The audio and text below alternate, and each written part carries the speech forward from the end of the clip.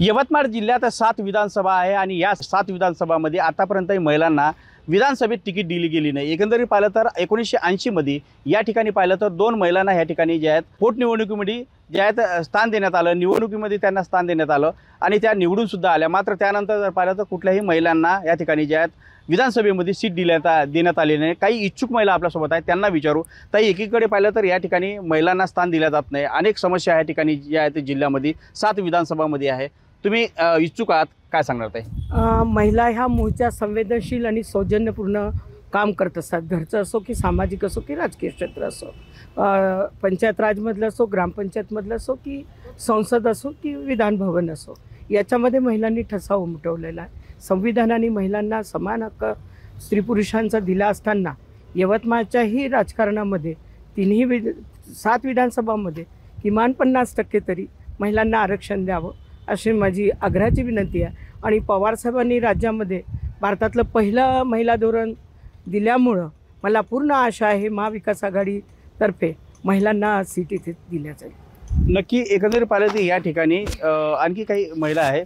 ताई, मला सांगा, यवतमाळ जिल्ह्यामध्ये अनेक समस्या आहेत, त्या समस्या निकाली निघताना दिसत नाही आणि दुसरीकडे जर पाहिलं तर महिलांना सुद्धा या ठिकाणी स्थान दिलं जात नाही। काय सांगणार ताई तुम्ही या संदर्भात? कशा प्रकारचं तुम्हाला या ठिकाणी डेव्हलपमेंट पाहिजे, काय सांगणार?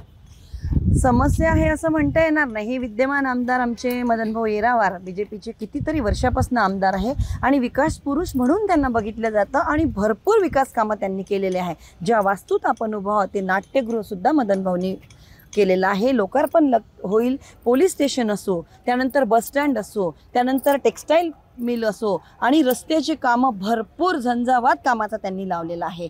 7 जिल्ह्यामध्ये 7 विधानसभा आहेत, भरपूर आपापल्या पद्धतीनं प्रत्येकजण काम करत आहे। पण 7ही विधानसभेमध्ये जर एकही महिला आमदार नाही, हे शल्य महिला म्हणून प्रत्येकीच्या मनात आहेच।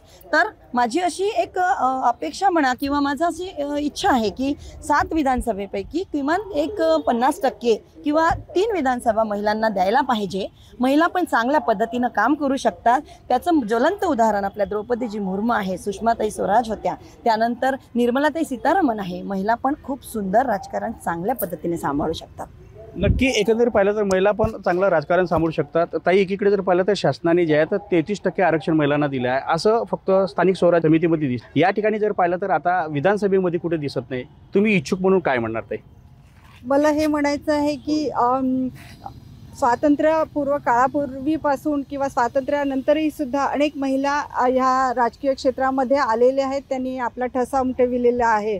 आणि आपण बघतोय की पंचायत राजमध्ये 50% आरक्षण महिलांना आहे, पण कुठेतरी जेव्हा आपण एक स्त्री पुरुष समानता म्हणत असताना सुद्धा विधानसभेमध्ये किंवा लोकसभेमध्ये महिलांना तेवढं आरक्षण देण्यात आलेलं नाही आहे।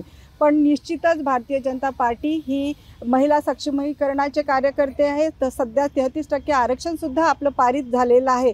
तर निश्चितच मला आशा आहे की येणाऱ्या काळामध्ये भारतीय जनता पार्टीतर्फे अनेक महिलांना ही उमेदवारी देण्यात येईल, कारण की महिला ह्या प्रत्येक क्षेत्रामध्ये सक्षम आहेत आणि राजकारणामध्ये सुद्धा त्या सक्षम आहेत आणि एक सामाजिक भान राखून ते आपलं काम करत असतात। म्हणून निश्चितच येणारा काळ हा महिलांचा काळ राहील अशी मला आशा आहे।